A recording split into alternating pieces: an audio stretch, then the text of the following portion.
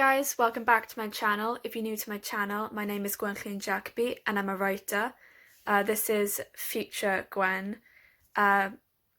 Basically, I didn't make an intro for this video, so I'm doing it now. This week's video is of me reading Kerry Maniscalco's last book in Stalking Jack the Ripper, which is Capturing the Devil. And this is part one of my reading vlog. The second part will be the book review. It does have spoilers in it, so if you don't want to look at the book review, that's fine. Anyway, I hope you guys enjoy the video. To mind what I look like at the moment, I'm looking really worn out. But I'm going to be reading some more of the Capturing of the Devil. I read a chapter yesterday, and I'm going to read more. I was going to read a bit earlier, like 8 o'clock, but I wasn't feeling very well. I got bitten by something, I don't know what, yesterday. I thought, it's just a normal bite, whatever, but it's flared up today, and it's got like a weird reaction with it. I don't know, and I've got like a numb hip and a numb rib cage, and I ache a lot. So I've had stuff. I've had like ibuprofen, and I've had antihistamine as well earlier, but I don't know. But anyway, I'm hoping to get through a bit of this. I'm not going to get as far as chapter 13 as I was hoping to today, because I just haven't been feeling very well. I'm in the walls. One thing after another. Oh well. But anyway, I'm going to get on with reading, and I will update you guys on how I am liking the book.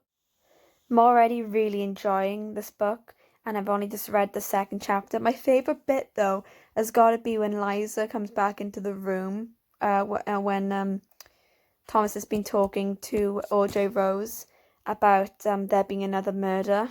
And of course, Audrey Rose is in a very nice dress, because her and Liza went to this fitting place, basically, this dress place, and she was going to get a new dress for Thomas's birthday. That was tomorrow for the event, the party that was being thrown.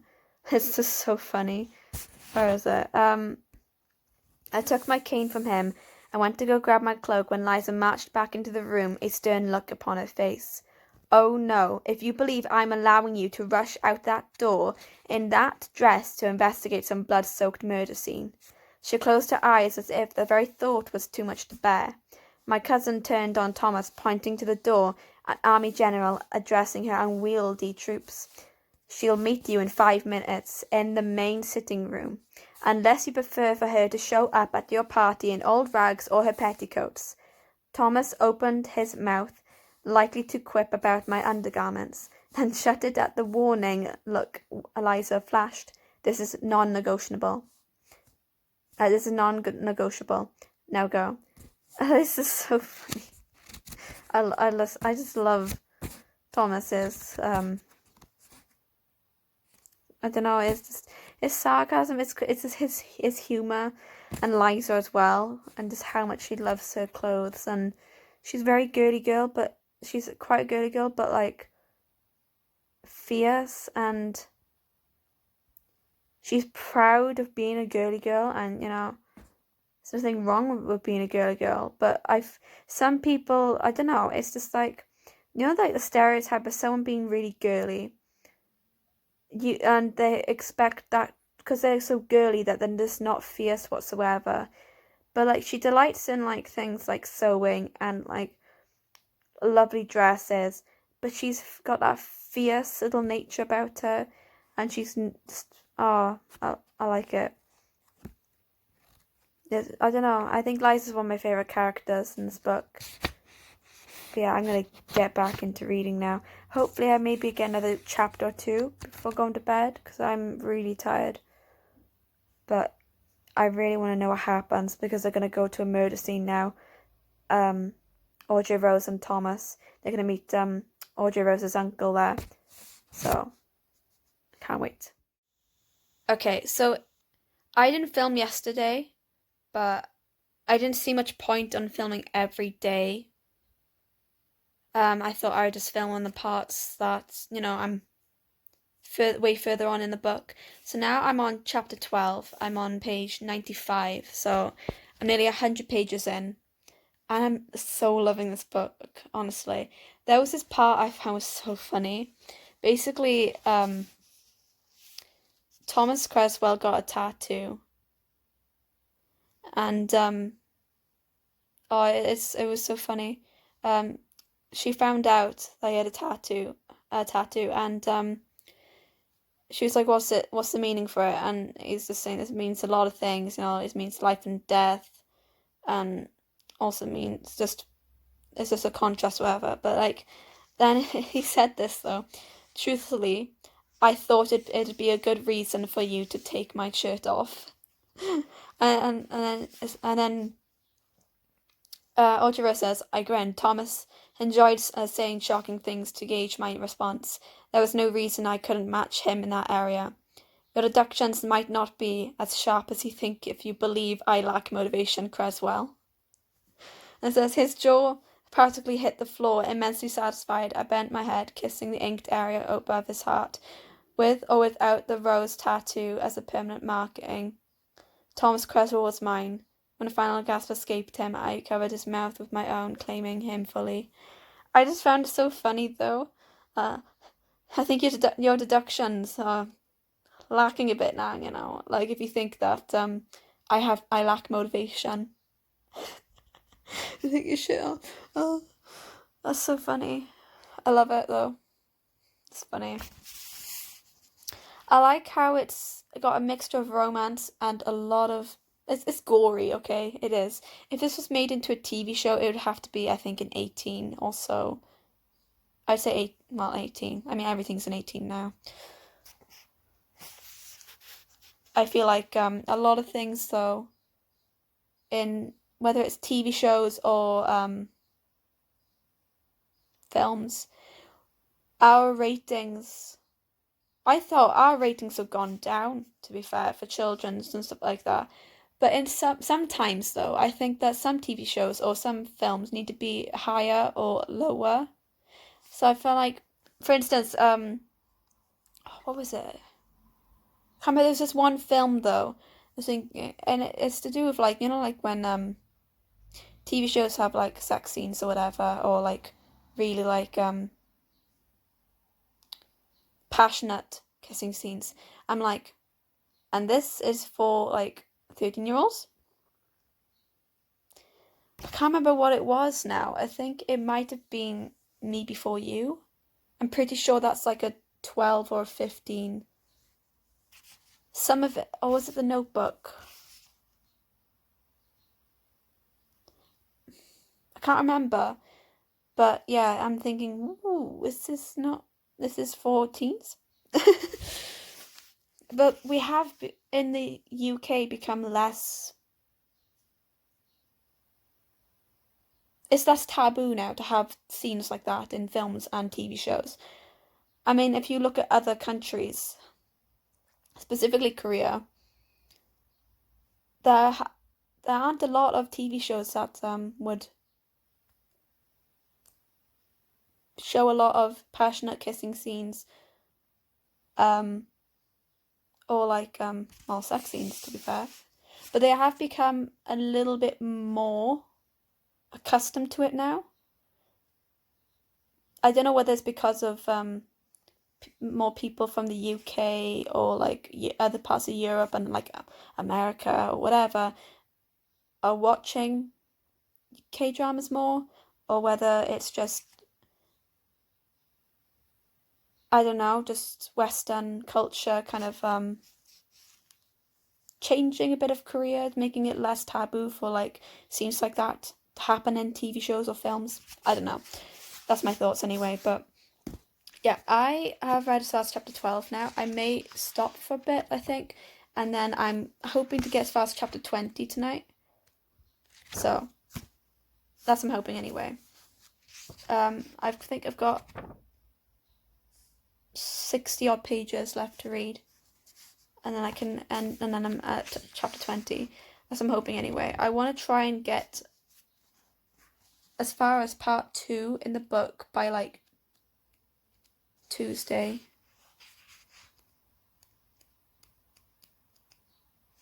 I think that's what I want to do anyway. But yeah, I will probably update you guys in the next few days. Probably when I'm halfway through the book. And I will update you guys on how I'm enjoying the book. And also probably give an update on like how the characters are. If there's anything I feel like could have changed in the book or like could have been improved upon, or things I've really enjoyed about this book. But at the moment I don't really have anything against this book. I feel like it's kind of spot on, and I feel it's got a slower plot this time round. It's not as quick. Like they didn't jump straight into the murders, and I feel like also the murders are taking a backseat because it's more focused on, I think, Audrey Rose and Thomas Creswell's storyline, on like their romance. So I think that's mainly that. Though I think it's going to be more heavily put on the murders. Like that's going to be the main storyline in the next couple chapters, I would say. I think maybe when they realise who the murderer is, maybe then it'll just be that's mainly that, like focused on that. So I think the first half of the book's probably going to be their romance, and then the second half is probably going to be more heavily focused on the murders, and also from finding out who the murderer was and how they're going to, well, either get him in jail or just, stop him, just trying to arrest him. But yeah, I will update you guys in the next few days. Okay, so I'm on chapter 40. It's been a few days since I've filmed, but I decided to wait a bit longer until I had something to say. At the moment, I don't know. I don't like it as much as the other books. I'm still enjoying the book. Like, don't get me wrong, I'm still enjoying it. It's an enjoyable read. But I really feel like the forensic side of the story has taken a huge, it's been put to the back burner. I don't know if I like that or not. Like, I love a good romance, I do. I do. But, like, I felt like there was too much romance and not enough forensics, because I even forgot that they were, and someone who started reading this book, didn't read the other books or anything like that, but started reading the fourth one. Don't know why someone would do it, but bear with me. I feel like they would easily forget that they were investigating something. I nearly forgot that they were investigating something, because most of this book, I think, when did they start? It was when Mephistopheles came in, I think, and Noah, that they finally started bringing back the mystery again. Like,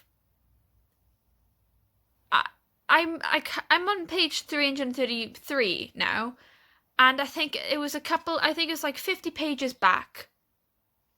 They hadn't started. It was when Audrey Rose's uncle said, if you don't have any information on Jack the Ripper, pure evidence, then we're going back to New York. Like, that was like, most of this book has actually not been of them doing an investigation, but more like their love affairs. And I just remember specifically Audrey Rose's uncle saying, don't get caught up in your affairs. The main priority is the case. Sort out your affairs in your own time. Which I thought, okay, then finally, are we going to stop with all this? And it's going to be taken a slight bit of a back burner, still going to be on their minds, they're still going to be trying to figure out a way. But the main priority is the investigation. Only now is it a priority. And I'm pretty much all the way through the book. Like, this is how much I've got left. That's how much I've got left. And only now is the investigation a priority. So all of this was mainly, of their love affair. like of their predicament of like Thomas Creswell's father getting in the way and his evil deeds, you know, like oh, he frustrates me. The father really frustrates me, but then I makes a good story. But I don't know, I just felt like it was too much of it's too much of a romance. Like I wasn't expecting this much of a romance. The first book had a bit of romance, but it was mainly prioritizing the investigation, which I loved. I love a bit of mystery. I love it. I really thought like that book was one of my favorites. It's gotta be one of my favorites, like in the historical fiction genre.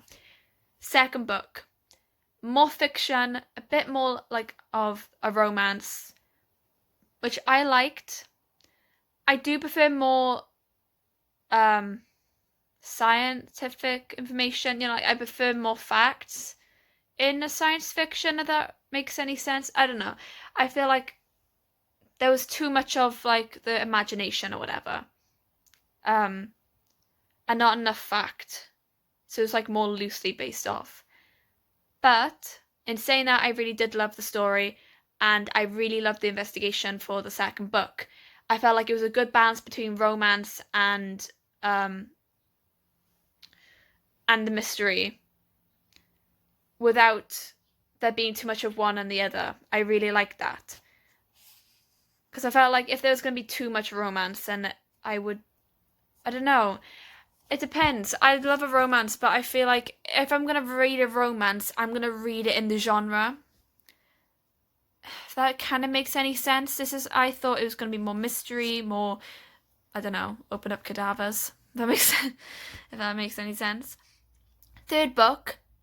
Now, definitely not as much information on like in his like historical facts. Not as much historical facts. It was mainly the author's imagination, I guess you could say. I felt like that book was a bit of a letdown. I liked the concept, I really did, and I liked that in the first chapter, I think it was, or the second, it was like the very start of the book, someone had died. I love stories that start off like that, but in the third book, it kept repeating, oh, we don't know who the murderer is, oh, new clues keep popping up. Still don't know, they hadn't made any connections whatsoever yet, and it was like the last quarter of the book that they started making connections. So I basically read most of the book of them trying to figure out at least one little bit of information, which they hadn't figured out until like a quarter way through the book. But by the end of the third book, they still hadn't found the killer. And he got let off the boat. Fine if he got let off the boat, you know, he escaped off the boat, or she, whatever. Fine. But I felt like it was more romance-based than anything, and there was nothing really that was giving the reader anything to go on, you know, to keep, you know, to get excited. They were literally just like, I think the author was hoping that we'd be more interested in the romance and that would be gripping enough for the story. But I really wanted some sort of information as to who the murderer is, or if they're getting closer to, you know, anything. And then they realised they hadn't figured it out, and then at the end, the person gets let off. That would have been good. But that she hadn't given, I don't know if she gave any information, unless I was just being stupid and just didn't see it. I don't know. But now the fourth book, barely anything of this book is about the murder cases of the women in New York and Chicago now, because the second part was Chicago. The first part of it, of them just being in New York, had a bit to do with the murder, but for the most part it was Audrey Rose and Thomas Creswell. That's literally it. It was just them two. It was just them canoodling, or whatever you want to call it. I don't know. Canoodling's too cringy of a word. It was literally just them and their romance, and it frustrated me because as much as I love romance, there was nothing else, and I felt like they needed to. I needed something to do with the murders. I was wondering what was going on with the murders, and I was thinking, I've read this many pages, and I still don't know anything about the murders. And if they hadn't pursued it any long at the moment, and there was a huge gap where they hadn't done anything to try and figure out the murders, and they were like, oh, yeah, we still have a murder case, by the way, to figure out. Why all these prostitutes and other women are disappearing and being killed, and now we're only getting to it at page 333. Yeah. Well, a bit before that, I read yesterday a lot of them trying to figure out who it was, and they thought they were getting closer, but it wasn't. So, let's say about page 300, 280, finally they were getting into the trying to figure out the murders and stuff like that. I mean, they were trying to figure out so they could get like a lead so that they could get away from Thomas's father, but that was really it. That was more for the motive of their romance, not the actual case itself, and they were gripping onto any sort of information. Now that they found out that, yeah, Jack the Ripper is in Chicago, now they have something to go on, and I felt like it's just been dragged out so much that I felt like it didn't need to be dragged out this much. I don't know how else to explain it, but it's just been dragged. Anyway, I've had my rant, and I think it's going to be a very long rant. It has been a very long rant, and I'm going to get back to this book, and I'm going to read this, and once I've finished reading this book, I will get back to you guys. Okay. So I was going to say something, I wasn't going to say something, until I finished the end of this book. But I've got as far as chapter 45, and I'm not 100% happy with this book. I thought, I was thinking, oh, there's a lot of romance in this, too much for my liking. Because I was expecting more of like a murder mystery instead of a full-on romance of like, it was really just about Audrey and Thomas confessing their undying love for each other and trying to find a way out of Thomas's predicament with his father basically sending him off to another woman to be married to because there was a letter with his signature. His father basically filled out the rest of the letter, but Thomas had a piece of paper with his signature at the bottom just lying around in his study. I mean, you can figure out in the book why it was. It was just to do with his letter to his to Audrey Rose's father, and he wanted a specific signature. So there was quite a few signatures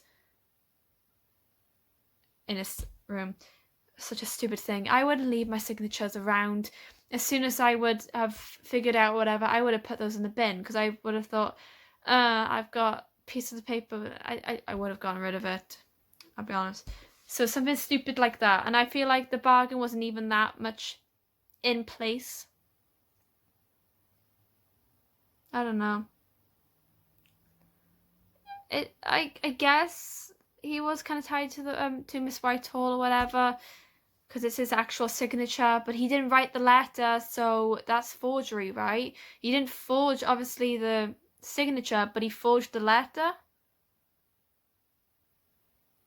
So I don't know, but basically with this one, with the murder mystery, Minnie, this person who is tied to the carnival, Mephistopheles' carnival in Chicago, basically, that was one of Mephistopheles' pit stops before he ended up going to Paris. And Minnie married this guy called Henry. And I think it was so blatantly obvious because I remember before that the guy, the spooky, whatever his name is, Mr. Sagrand, he said that the person who took these women had like a blue set of, like had blue eyes that were very enchanting. Thomas assumed that it was like a grayish blue, as you kind of like, because Thomas basically put it in in his words, whatever the colour eyes he said, would have been very enchanted, something along the sense anyway. And the man agreed. But if you remember correctly, that if you actually put things into people, like if you say a certain thing, so people start to believe it. And it was close to the man's truth. He did see blue eyes, but it wasn't light blue. It was a dark type of blue, and that was Minnie's husband's eye color, basically. But like they hadn't made anything else, like any other evidence that could have been pushed towards someone else. He was the only suspect. No one else, and I didn't suspect anyone else. Noah didn't seem like the type of person to have made these murders. And Mephistopheles, even though it's pointed towards him a lot as well, for him being the culprit or whatever, because of his attitude, you know, the way he goes about the place. I don't know, he twists it to his advantage. Yeah, but if you think about it now, they said that he was, even said himself, what was it? He was an opportunist. Isn't everyone an opportunist? I'm sorry, but if you haven't at one point in your life done something that was in your favour,